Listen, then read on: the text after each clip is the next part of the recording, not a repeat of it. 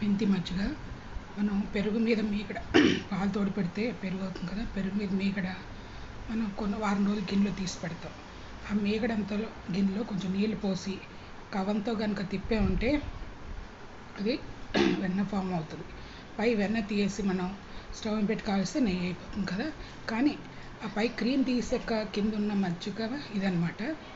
ఆ మజ్జిగ కొంచెం ఫిల్టర్ చేసి తిరగమూత పెట్టేశాను. ఏం వేసానంటే కొంచెం గరం మసాలా, ఉప్పు, కారం, పసుపు వేసి తిరగమూతలో ఆవాలు, జీలకర్ర, మినపప్పు, ఇంగువ, ఎండుమిరపకాయ. సో దీన్ని మెంతి మజ్జిగ అంటాం. ఆ మజ్జిగని వేస్ట్ చేయకుండా ఇట్లా కూడా మనం వాడచ్చు.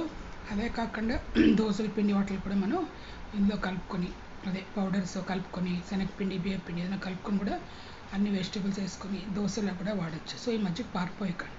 అది కాకుండా సమ్మర్లో తాగితే ఒంటికి మంచిది.